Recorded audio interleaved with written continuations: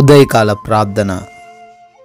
మహోన్నతుడైన దేవా, సర్వసృష్టికి కారణభూతుడా, అత్యున్నతమైన సింహాసనం పైన ఆసీనుడువై ఉన్న మా ప్రియ పరలోకపు తండ్రి, మీ యొక్క ఉన్నతమైన ప్రేమ కలిగిన నామాన్ని బట్టి మీకు స్తుతి స్తోత్రాలు వందనాలు చెల్లించుకుంటున్నాం తండ్రి.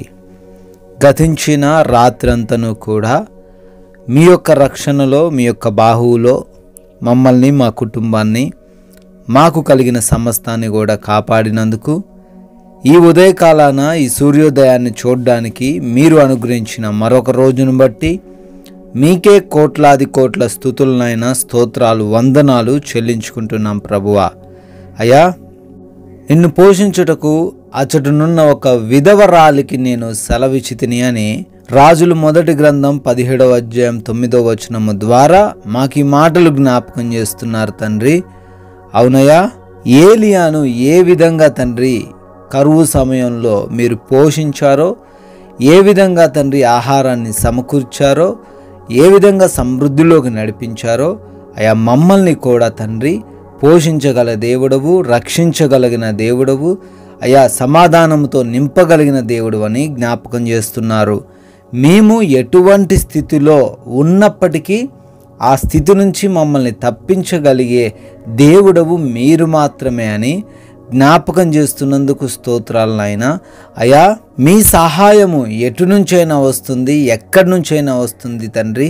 అయా, మేము నమ్ముతున్నాము. ఈ రోజున ఎవరైతే మేము ఎలా బ్రతకాలి, ఎలా జీవించాలి, ఎలా మా సమస్యలను ఎదుర్కోవాలని బాధపడుతున్నారో వారందరితో మీరు మాట్లాడుతున్నారు.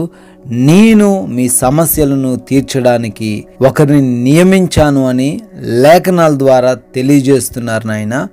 అయా, నమ్మిన వారిని ఏ రోజు కూడా విడిచిపెట్టని సిగ్గుపరచిన దేవుడవు గనుక మీకు కోట్లాది కోట్ల వందనాలు చెల్లించుకుంటున్నాం తండ్రి. ఈ యొక్క ఉదయకాల సమయంలో మా పనులన్నీ కూడా మీ పాద సన్నిధిని పెడుతున్నాం తండ్రి.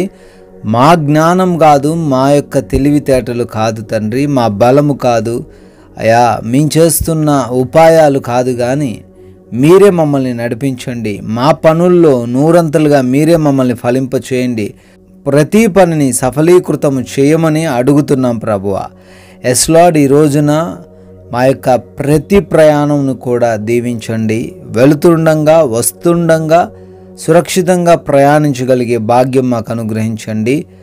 మాలో ఉన్న ఏ బిడ్డకును కూడా ఎటువంటి ప్రమాదము, అపాయము జరగకుండా కాపాడమని బ్రతిమాలుకుంటున్నాము దేవా. అదేవిధంగా ఈ రోజున గృహాలలో ఒంటరిగా ఉండబోతున్న యవన బిడ్డలకు, చిన్న బిడ్డలకు, గృహిణీలకు, వృద్ధులకు మీ కాపుదల దయచేయమని అడుగుతున్నాం తండ్రి. అయా, ఈ రోజున మా జీవితాల్లో ఏ లోటు లేకుండా సమృద్ధిని దయచేయండి. ఏ బిడ్డ కూడా ఆర్థికంగా ఇబ్బందులు పడకుండా, అనారోగ్యము చేత బాధించబడకుండా కృప చూపించండి. సమృద్ధిని దయచేయండి, సంతృప్తిని దయచేయండి తండ్రి.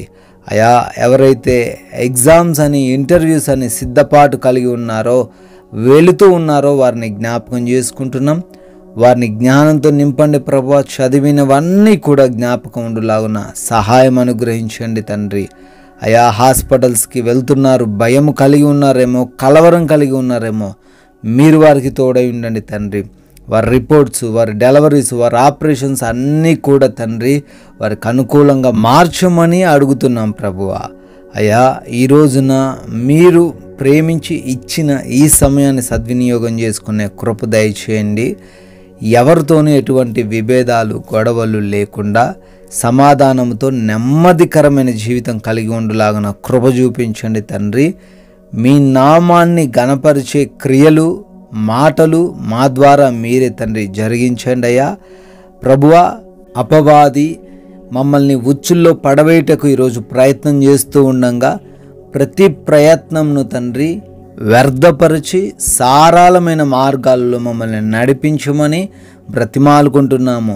మీరు చూపిన దయను బట్టి, కృపను బట్టి మరొక నూతన సంవత్సరంలోకి ప్రవేశించి బర్త్డేలు, యానివర్సరీలు సెలబ్రేట్ చేసుకుంటున్న ప్రతి బిడ్డను కూడా దీవించమని, ఆశీర్వదించమని అయా, ఈ రోజున మేమందరము కూడా ఈ యొక్క మాటలు కొందరికైనా తెలియజేసే వ్యక్తులుగా, మీ సాక్షులుగా అనేకులకు ఆశీర్వాదకరంగా మమ్మల్ని నిలవబెట్టుకోమని యేసుక్రీస్తు వారి ప్రేమ కలిగిన నామంలో ఈ ప్రార్థన అడిగి వేడుకుంటున్నాము తండ్రి.